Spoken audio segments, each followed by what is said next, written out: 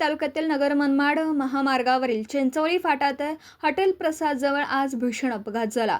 सिंदखेड पुणे बस क्रमांक MH14 LX 9818 ही कोल्हापूरकडे सिंदखेड पुणे बस क्रमांक MH14 LX 9818 ही कोल्हारकडून नगरकडे रॉंग साईडने जात असल्याचा प्राथमिक आरोप असून त्याचवेळी नगरकडून कोल्हारकडे येणारी विस्टा कार क्रमांक MH17 AJ 2815 यांच्या समोरासमोर जोरदार धडक झाली।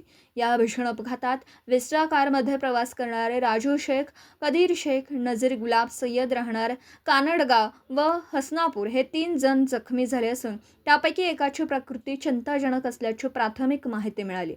अपघाताची माहिती मिळताच कोल्हार येथील रुग्णवाहिका चालक निखिल भोसले यांनी तातडीने घटनास्थळी धाव घेत सर्व जखमींना उपचारासाठी लोणी प्रवरा येथे दाखल केलं। दरम्यान घटनेची माहिती मिळाल्यानंतर राहुरी पोलीस स्टेशनचे पोलीस निरीक्षक रवींद्र देशमुख, अजयनाथ पाखरे, प्रवीण बागुल, अंकुश भोसले हे घटनास्थळी दाखल झाले। अपघातग्रस्त वाहन JCBच्या सहाय्याने बाजूला करून वाहतूक सुरळीत करण्याचं काम केलं। अपघाताचं नेमकं कारण व पुढील तपास राहुरी पोलीस करीत आहेत।